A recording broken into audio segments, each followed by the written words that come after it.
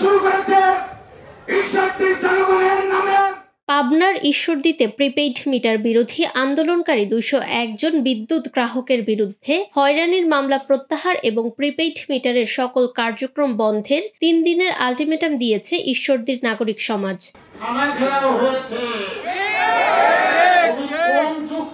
ঈশ্বরদীর মানুষের বিরুদ্ধে মামলা দিলে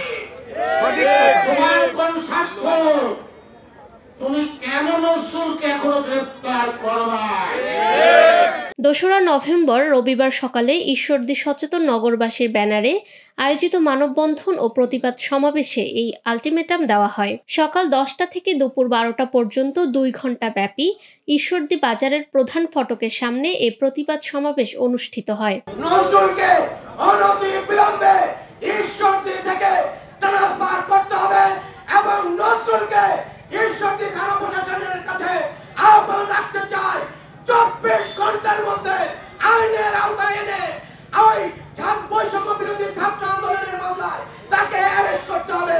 আমাদের এখানে সম্মানিত যারা পুলিশের যে সমস্ত মানুষজন আছেন, যারা পুলিশ ভাইরা আছেন, এ সময় বক্তারা আগামী 3 দিনের মধ্যে 201 বিদ্যুৎ গ্রাহকের নামে দায়ের করা মিথ্যা মামলার প্রত্যাহার, প্রিপেইড মিটার স্থাপন প্রকল্প বাতিল ঘোষণা, নেসকোর নির্বাহী প্রকৌশলী অপসারণ, বদলি ও মিটার রিডার নজরুল ইসলামকে গ্রেফতারের সময়সীমা বেঁধে দেন।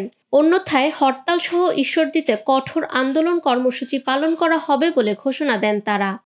এ সময় বক্তব্য রাখেন রাজশাহী বিশ্ববিদ্যালয়ের সাবেক ছাত্রনেতা মাহবুবুর রহমান পলাশ, ঈশ্বরদী প্রেস ক্লাবের সহসভাপতি অধ্যাপক হাসানুজ্জামান, ঈশ্বরদী সরকারি কলেজের সাবেক ভিপি রেজাউল করিম শাহিন সহ আরও অনেকে। নিরপেক্ষ, সত্য প্রকাশে আপোষহীন।